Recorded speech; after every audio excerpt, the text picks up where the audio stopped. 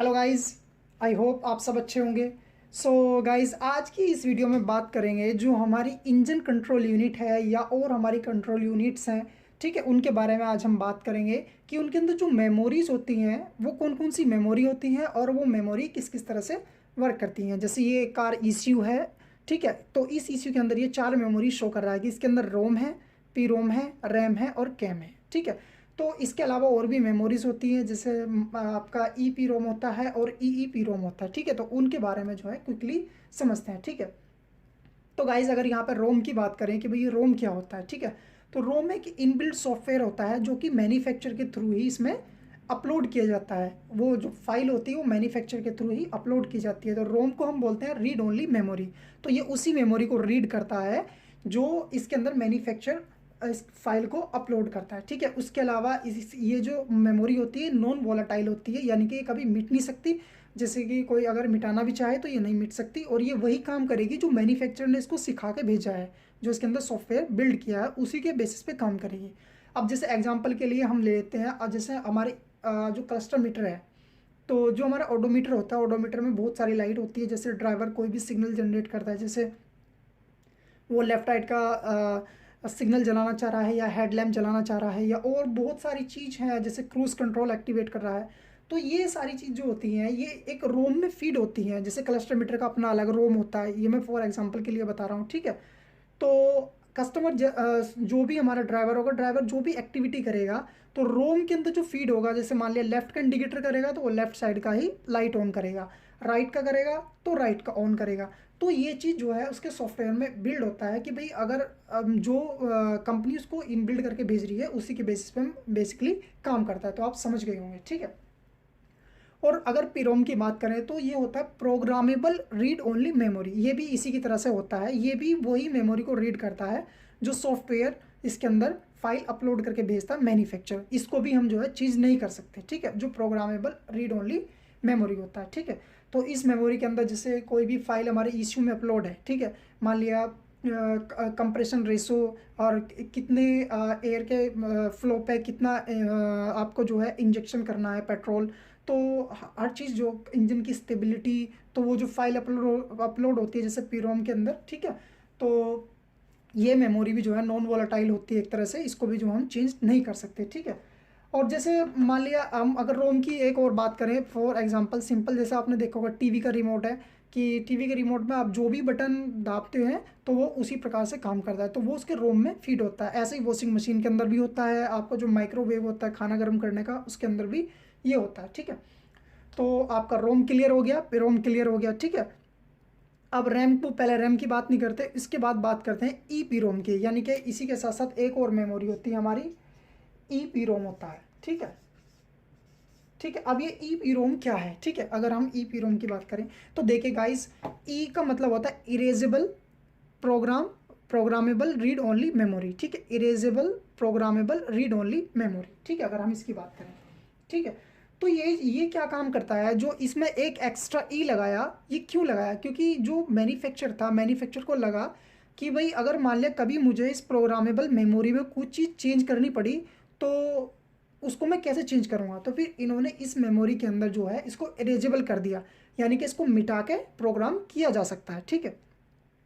जैसे मान लिया आजकल आपको पता है कि भाई इतनी सारी टेक्नोलॉजी बढ़ गई, कारों के अंदर इतने सारे फीचर्स हैं, तो कभी भी कुछ भी प्रॉब्लम आ सकती है, ठीक है। अब कंपनी के कंपनी की जो टेस्टिंग है और जब कस्टमर बाहर टेस्ट करता है ड्राइवर, तो उसमें बहुत डिफरेंस होता है, ठीक है।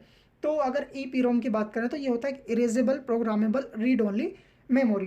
तो अगर इसकी बात करें, ये थोड़ा सा डिफ़िकल्ट था प्रोग्राम करने के लिए, क्योंकि ये जो ई पी रोम था इसको जब हम प्रोग्राम करते थे तो इसको जो हमें प्रोग्राम आईसी को बाहर निकालना पड़ता था और अल्ट्रा वायलेट रेंज में इसको फिक्स करके इसको तब हमें प्रोग्राम करना पड़ता था। तो इसमें काफ़ी लंबा प्रोसेस भी था और ओरिजिनल टीवी जो है चली जाती थी, ठीक है। तो फिर कंपनी ने इसी चीज़ को और अपडेट किया, तो और अपडेट करने के बाद में कंपनी ने इसको एक और ई दे दिया, ठीक है। तो जैसे मैंने बताया था कि एक ई पी रोम है और एक ई पी रोम है, ठीक है। तो अब इस ई पी रोम की अगर बात करें तो इसका मतलब है electronically erasable programmable read only memory. अब ठीक है, अब इन्होंने इसको क्या किया, इसी में ही और अपडेट करके इसको जो है इन लोगों ने इलेक्ट्रॉनिकली कर दिया सिस्टम। जैसे आजकल हम अपने कंप्यूटर से मेमोरी को रीड कर देते हैं और अपलोड कर देते हैं, ठीक है, समझने के लिए। ओके, तो जो EEPROM होता है वो electronically erasable programmable read only memory, ठीक है। तो अगर अब हम यहाँ पर रैम की बात करें कि भाई ये रैम क्या है, ठीक है, रैम होता है रैंडम एक्सेस मेमोरी, ठीक है, जो हमारा रैम होता है रैंडम एक्सेस मेमोरी, ठीक है। अब ये किस तरह से काम करता है, ठीक है। तो गाइस जितनी भी हमने अभी मेमोरीज की बात की, ये बिना रैम के सब बेकार है, कोई भी बिना रैम के काम नहीं कर सकता। और अगर एक बार रैम के अंदर प्रॉब्लम आ गई तो आपका ECU जो है कंप्लीटली आपको चेंज करना पड़ेगा, ठीक है। अब ये रैम किस तरह से काम करता है, देखिए कोई भी चीज़ है, कोई भी प्रोग्राम है, पहली बात तो जो रैम होता है वो एक बहुत फास्ट काम करता है बेसिकली इन प्रोग्रामेबल मेमोरीज के अकॉर्डिंग, ठीक है, बहुत फास्ट डेटा को एक्सेस करता है, डिलीवर करता है, ठीक है।